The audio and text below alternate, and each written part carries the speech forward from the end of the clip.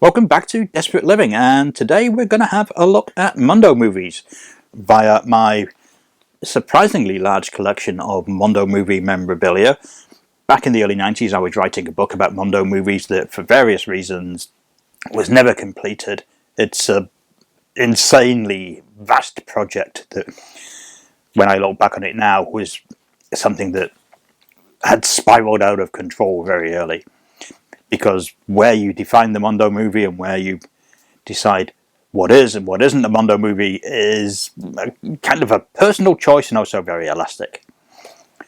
But the Mondo movie, for those of you unfamiliar with the term, if you're watching this video, I'm sure you are familiar with the term, also known as shockumentaries, were named after 1962's Mondo Cane. Here's the Blue Underground promotional brochure from the DVD release of the box set, and essentially they're films that specialized in the weird, the wonderful, the sensational, the shocking, the outrageous, and the unknown, traveling around the world to find the most unusual practices, activities, and so on.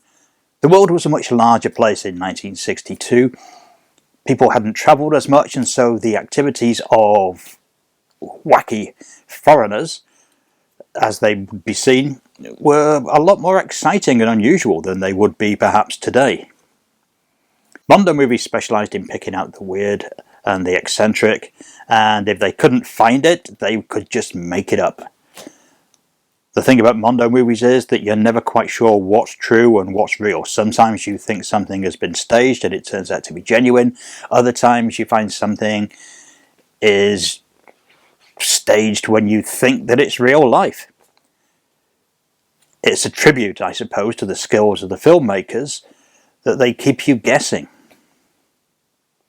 It's also why these films have never been treated seriously as documentaries, but were hugely popular with audiences in ways that actual documentaries never could be.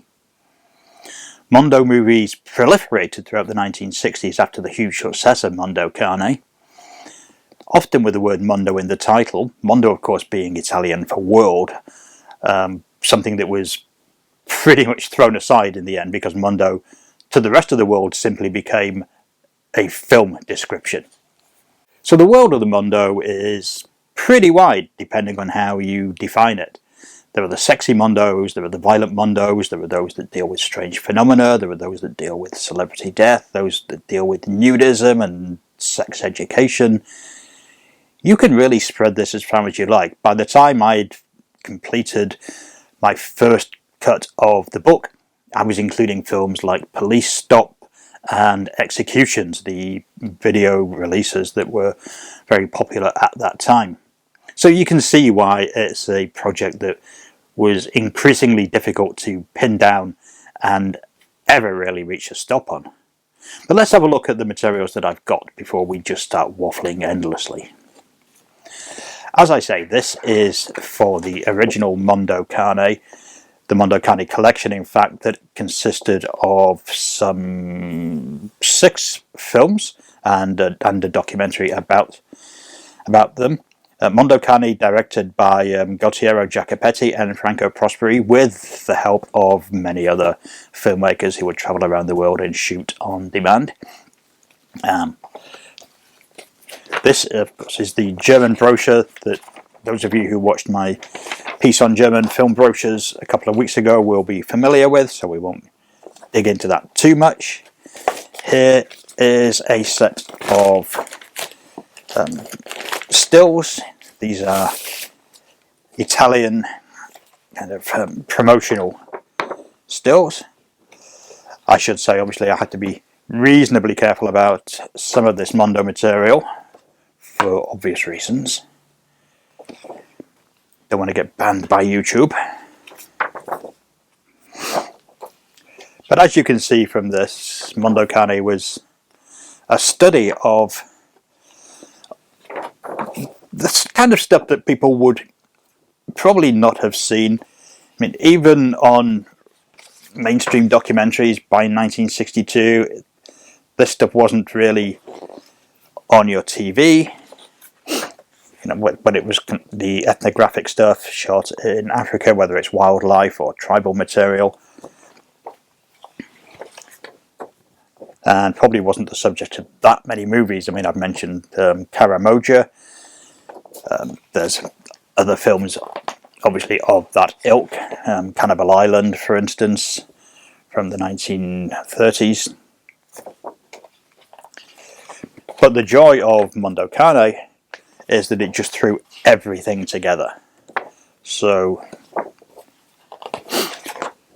if you weren't interested in one particular story, it didn't matter, because there'd be another wildly sensational moment along.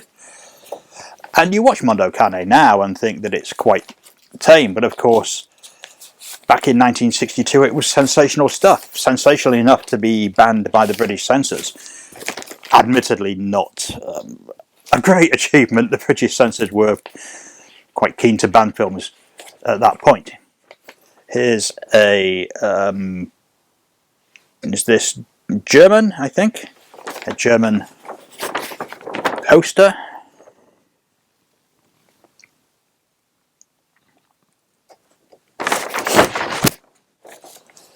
As you can see, a bit beaten up. Oh, it's not German, is it? It's it's Belgian. The Mondo Cane name did keep on being used. There was Mondo Cane 3, also known as Mondo Cane Oggy, in the 1980s, very much like Sweet and Savage and Savage Man, Savage Beast. And then in the 1990s, we had the likes of Mondo Cane 4 and Mondo Cane 5. Dreadful German productions put together just using whatever footage was available from other movies and from news sources, with none of the fun, none of the skill, none of the insight of the original films. They're shocking. Now, one of the films that influenced Mondo Cane was from the same filmmakers, but came along a couple of years earlier and tended to just be focused on nightclub acts, hence why it was probably never quite as successful. World by Night and World by Night 2 were hits and definitely paved the way for Mondo Cane. So these are a set of British front of house stills for World by Night. Rated A, so suitable for all the family. Like a lot of British front of house stills at this time, these black and white pictures that have been, for whatever reason, retouched. As you can see, there's a bit of duplication in this set.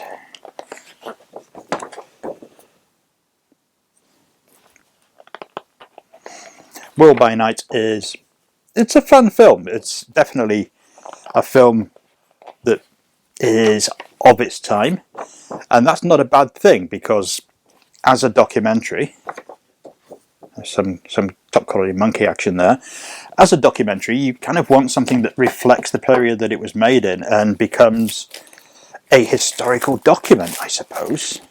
Now, after the success of Mondo Cane, Jacopetti and Prosperi continued to make several documentaries together, increasingly dark and violent, but the first of them, well, not the first, I suppose. The first was Mondo Cane 2, also known as Mondo Pazzo.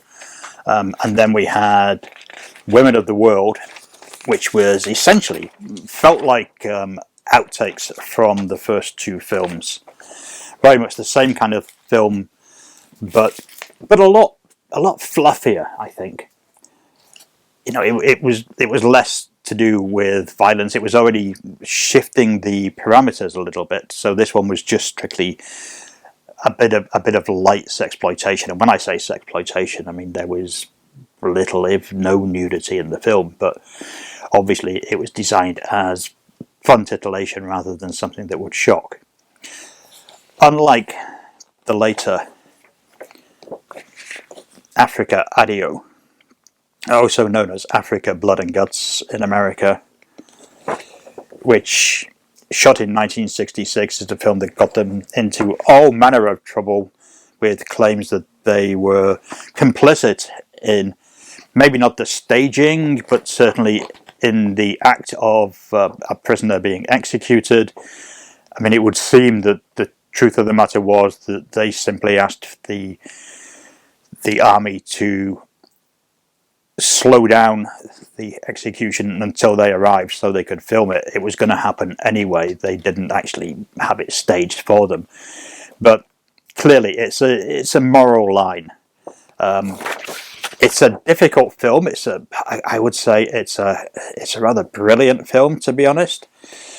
But it's a study of the changing face of Africa as it shakes off colonialism. But yes, it's certainly what we would call problematic today, though not as problematic as Goodbye Uncle Tom, which is one of the later films in the 1970s, just released incidentally through Blue Underground on 4K. Amazingly, I don't have a copy. If you're from Blue Underground, hello. Feel free to send one through and I'll review it. This is primarily, it's a quasi-documentary, by which I mean, it's staged, it's scripted, it's got actors, but it's told in documentary style, and it's the story of slavery, essentially, and is pretty brutal. I mean, here's the thing, it's not a film that's on the side of slavery, but obviously, by its very nature, and the fact that it is awash with nudity and violence, makes it a bit difficult for quite a few audiences to see as a serious movie about slavery, though I think that's what it is. It might be a little misguided, but I think their heart was probably in the right place. Here's another French promo for it. So, once Mondo Cane had become a big hit, there were lots of people jumping on the bandwagon, producing copycat movies in the same style. For instance, we have Taboo. We have a set of, again, front of house stills. If you were quick to look there, you'll have seen how cheap these things used to be to buy. £1 for 6 stills. A great shot of a anatomical dummy there, not a real person in case you were concerned. Japanese body art. Japanese baths. Scantily clad tribal dancing. More Japanese baths. And what I'm assuming is somewhere in Sweden or the like. These films were very keen on Sweden. There was an entire movie, Sweden, Heaven and Hell, made by Italian filmmakers, exploiting the sexual revolution of the time. We have Mondo Nudo, Naked World, another Italian film. This one has the involvement of Massimo Dallamano, who would go on to make films like Venus in Furs and What Have You Done to Your Daughters? So this is quite a nice little promo booklet. As you can probably guess from looking at it, it's a bit short on actual nudity in the film, but certainly high on sensationalism. Here's a poster. Might have to stand up for this, or maybe not. Just show you Naked England, which was one of the British entries, alongside films like London in the Raw and Primitive London, which took a very British take on these things, which means basically not offending the censors too much. Echo, which is one of the better of the 60s Mondo Cane rip-offs. Narrated by George Sanders. And the narration of these films was always important. Didn't necessarily need a celebrity, but you need somebody who would have the right level of cynicism and snark. Boris Karloff perhaps didn't have it when he narrated Mondo Bellodo, but Sanders certainly does in this. And this large booklet, which is a promo book, so it's full of different posters for the film. As you can see, one of them has actually been cut out long before I got this. Yeah, this is basically a cinema campaign book.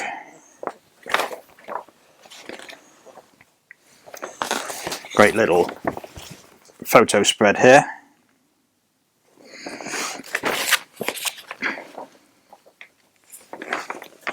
More images. And a plug for the soundtrack album. Lots of Mondo movies had soundtrack albums released. Lots of Mondo movies had fantastic soundtracks. Not all by Riz Ortolani, but quite a few of them. And here's a poster for Echo from Germany. But the film has a different title. World by Night, World of Night.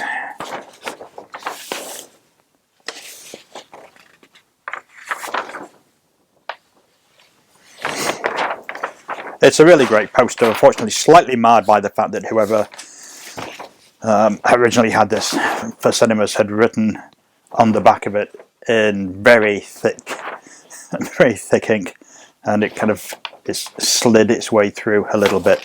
But yeah, it's fantastic. Let me stand up and give you a full.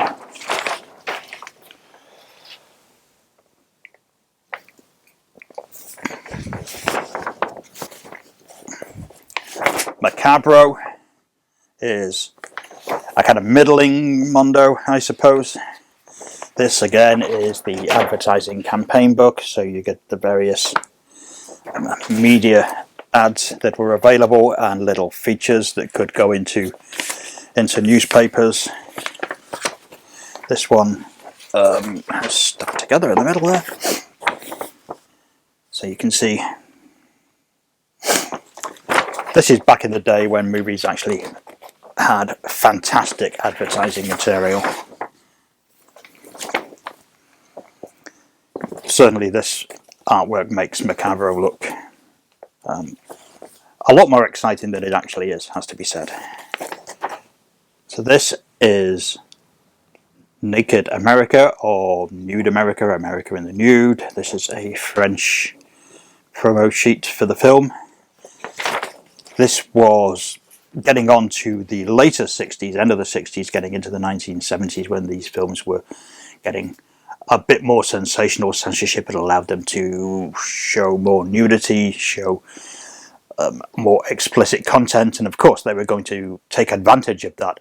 A great number of the quasi-Mondo movies of the late 60s, say like 69 through to the 1972-3, were kind of pseudo-sex education films, which took advantage of their apparent educational style to show the kind of explicit content that you couldn't see elsewhere. And here's a VHS tape. Again, a French tape, but it was actually something that I picked up in Holland, of Naked America. The cover has absolutely nothing to do with the film. That's actually still from Linda Lovelace for President, and there's a little brochure inside here for adult movies. So I can only imagine that whoever actually bought this expecting to see an adult movie was deeply disappointed. Mine's an ex-rental copy and was kind of buried at the bottom of a pile of X-rated VHS in a sex shop. The kind of thing that you would go into these shops looking specifically for, so I'm really glad to have found this. Similarly, we have Africa Ama, which was a kind of sexier version of some of the earlier tribal movies that people like Armand and Michaela Dennis were making, for instance, or movies like the aforementioned Karamoja or Kwahari, Vanishing Africa. Again, it was a good excuse to get nudity on the film, to go and film African tribes that didn't wear many clothes. By the time we get into the 1970s, the Mondo movie had a surprising revival in its original form, but much more explicitly. These are films that really pushed the boundaries of what you could really show on screen in terms of sex and violence, even by modern standards. I mean, these are outrageous movies, and few were more outrageous than Savage Man, Savage Beast, which I got quite a lot of material for, so get ready. Here's a British set of press stills. Well, not press stills, they're actually front of house stills.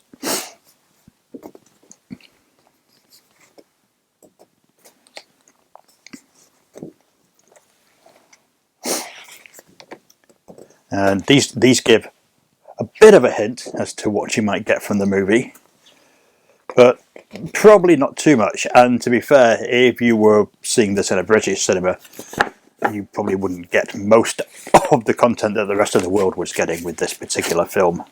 Here's a Spanish little promo booklet, which is very, very nice and full of images that I can't really show you here on YouTube. Naked hippies, animals being torn apart, people being eaten by lions. The most infamous scene in Savage Man, Savage Beast was footage of a man getting out of his car at a safari park and being eaten by a lion. The other most infamous scene is a scene of a native being castrated by hunters. The legitimacy of both scenes has been called into question, to say the least, but they are both outrageous and shocking, and even if not genuine, they certainly will startle you. This another Spanish promo sheet for the film. Once again, can't really show you the back of it. You can guess what's going on. And sticking with Spanish material, which there's quite a lot for this film, none of which I got in Spain, I have to say. These are, again, theatrical front of house, similar to the ones that we saw from the British front of house sets, except in colour and much larger. Here we see an image that perhaps shows the British hypocrisy when it comes to cutting the scenes of animal cruelty from the rest of the world. Notably, the fox hunting scene wasn't cut by the BBFC. I've also got the Spanish poster, which is similar to the artwork that you've already seen, but we'll attempt to open it up anyway.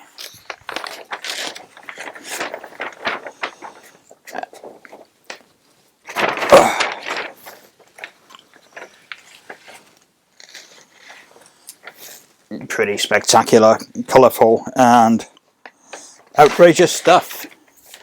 And the British poster, which is very different.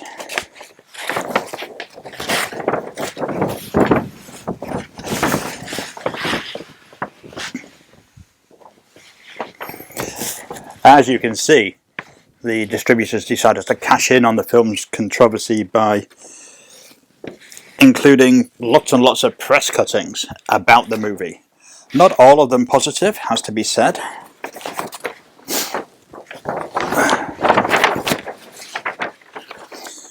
Some of the films that followed Savage Man, Savage Beast haven't had a UK release. In fact, they've had very sporadic releases around the world, even on video. My favourite of the 70s Mondos was This Violent World, which I think is a genuinely sensational movie. When I say sensational, I mean good sensational, not just sensationalist.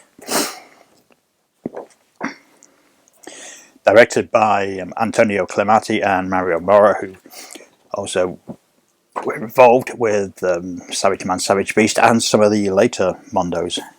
So they were like the Jacopetti and Prosperi of the 1970s. Here's a Belgian poster for this violent world.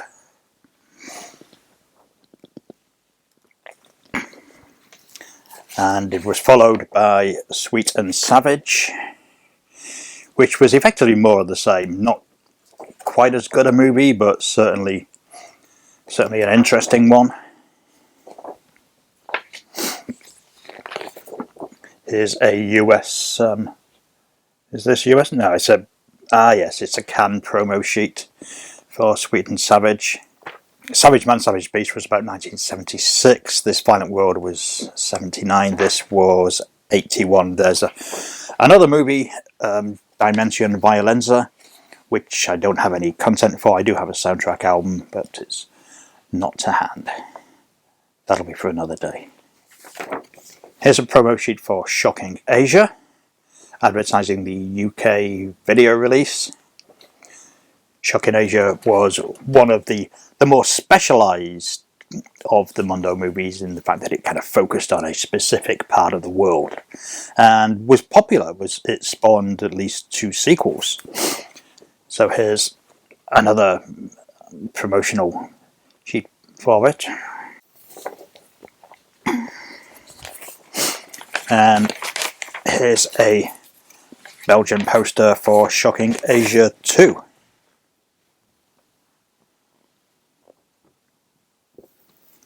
So as we got into the end of the 70s and the 1980s, there was definitely a shift in the Mondo movie to a more visceral, violent, gory style. Here's the Italian film Cannibal Domini, which is certainly one of the more obscure of the Mondo titles. And equally a poster for Brutes and Savages, which until a certain other film that we'll talk about in a second came along was very much the revival of the Mondo movie. Famous for its scene of a man allegedly being eaten by a crocodile, though of course you don't need me to tell you that that was fake. The Mondo movie really got a second lease of life, or a third lease of life, I guess you could say, with the success of Faces of Death, which was a huge international hit, banned in Britain as a video nasty, of course. Here's a Japanese promo sheet for it. Faces of Death spawned numerous sequels and countless rip-offs, and is still seen as one of the definitive movies of the Mondo genre, and rightly so. I mean, even though it threw out the whole kind of sexuality side of things, the more novel content, and focused entirely on violence and death, it very much followed the Mondo traditions and was sensational stuff. Goes without saying that most of the footage in the film is staged. Also got a couple of Faces of Death tapes here on VHS. Faces of Death and Faces of Death 2. These are both Dutch releases. And weirdest of all, the video CD of Faces of Death, which is actually half the first film and half the second film, kind of bolted together in some weird Frankenstein hybrid. It's a nice little collector's item. One of the films that copied Faces of Death was The Shocks, which is not a particularly well-known movie. It's not had much of a release outside Japan. Here's a little promo booklet for it.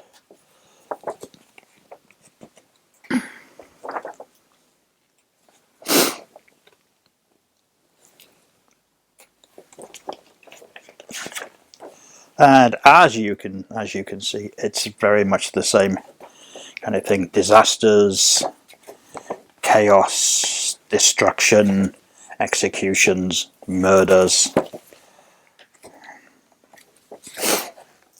Bullfighters being gored, always good fun.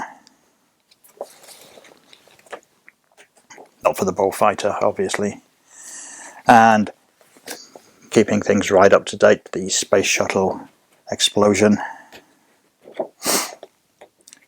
mean, it's quite surprising that we haven't had more modern Mondo movies given the proliferation of video content, but of course now it's all online. It's all online just to watch individually, so I guess nobody needs to put that stuff together into a movie with some kind of narrative context. So as the Mondo movie became more and more violent, with films not just like Faces of Death, but obviously Traces of Death and Inhumanities, several others, death scenes, for example. There was also a new series of sexy Mondo movies, definitely appealing to both the sexploitation market and cashing in on things like body art, fetishism, stuff like that. So here's a French movie.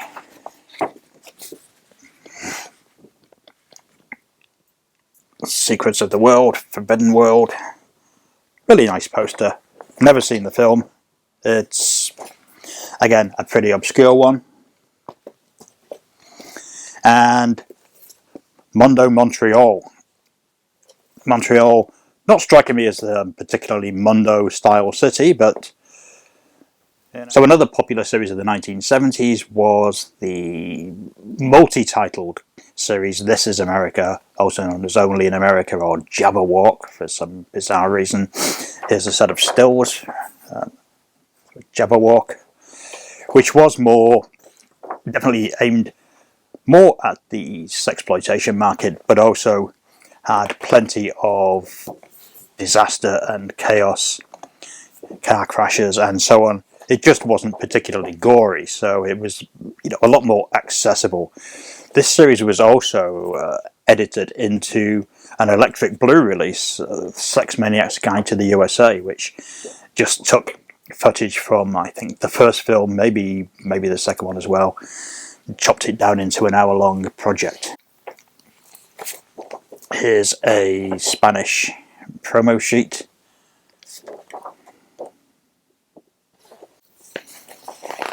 And here's another Spanish promo sheet for part 2 of the series. And a French promo sheet.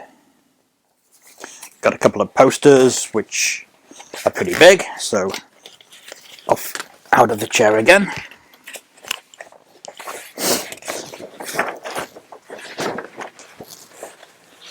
I have no idea what a Jabberwock is. If anyone out there can tell me, feel free to let me know in the comments.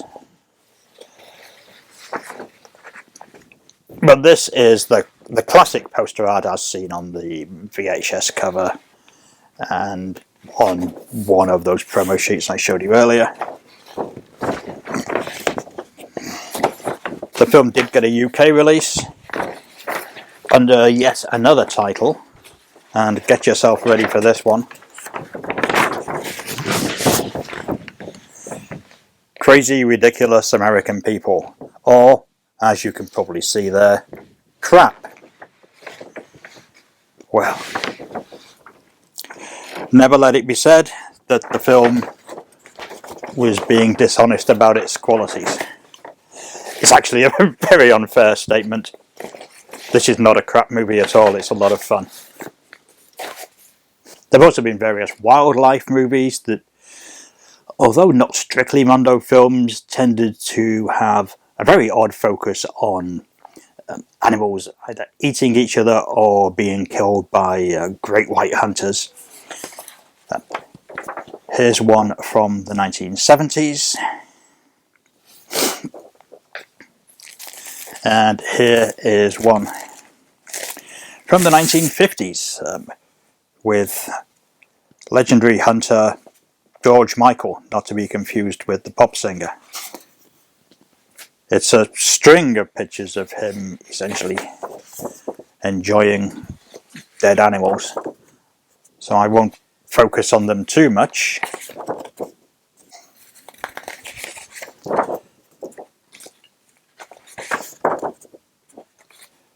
this film was released in the UK with a U certificate, making it family-friendly material. A very different time. So these movies portrayed the African natives as primitive savages, as you can well imagine, and they've not aged well. Here's Zambuco, another nature movie, one that looks, from the stills at least, a little less murderous than African Fury. And these are, again, interesting studies from their time. Maybe we can laugh at some of the attitudes shown in these movies, but they reflect a certain world and a certain place. Here's a still from Voodoo Village, narrated by Burgess Meredith, and curiously out of focus. I'm not quite sure what was going on there. And a press book for Savage Africa. Fang and Claw, Adventures of the Wild Congo. Well, there you go. Once again with fairly impressive sensationalist posters. Now, I've mentioned, of course, that sex education films were a big deal at the end of the 60s and the beginning of the 70s, when they were a good way of showing explicit content that would otherwise be considered obscene. In the early 1990s, the same thing happened in Britain, where adult movies were still banned, but sex education films like The Lover's Guide and Better Sex could show fairly explicit scenes of real sex taking place on the basis that they were educational. How many people bought them for educational reasons is anyone's guess. As you can imagine, the success of Better Sex and The Lover's Guide spawned countless copycats, which were a lot less serious and a lot less well made and a lot less educational. But as long as they could pass themselves off as education, which some of them could and some of them couldn't, depending on how the BBFC were looking at them, then they could get away with showing a lot more graphic content. Funnily enough, a few years before those films came out, the BBFC had already passed fairly explicit content in a couple of very old sex education films, The Language of Love and The Language of Love 2, also known as More About the Language of Love. We won't focus on the covers. These were both released by David Sullivan's company, Shepton Hurst, or whatever they were calling themselves at this particular point, and clearly pitched at the adult market. But the films are actually serious. They're serious Swedish movies designed to genuinely educate the viewer. They had a UK release after some considerable controversy and legal cases. Here's the UK poster, which again, as with Savage Man, Savage Beast, you can see just exploits the whole controversy surrounding the film and being passed by the censors and found not to be obscene in court. There are also quite a few less explicit sex education and human reproduction movies that came out in the late 60s, early 70s.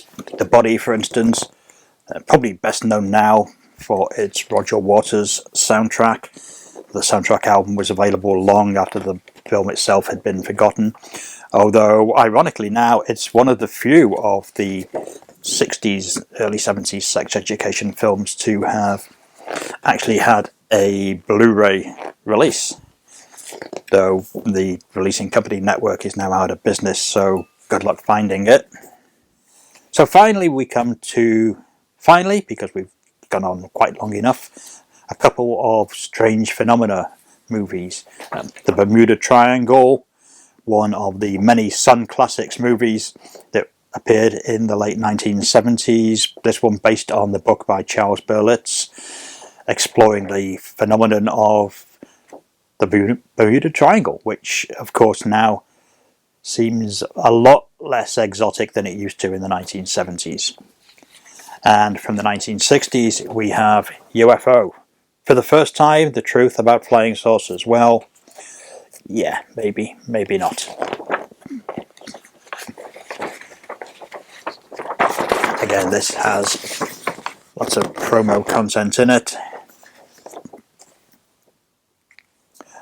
I've never actually seen this documentary, one of many films that slipped into obscurity that really, we would appreciate seeing a new edition of, I think. So, thanks for watching if you've made it all the way to the end. Don't forget to like, subscribe, share, and leave a comment. Let us know what you think of Mondo movies. Do you have any particular favourites? Do you think that the whole series of films is inherently trash, exploitative rubbish, or very much underrated? Fascinated to hear your thoughts on these films. Thanks for watching. I will see you again soon.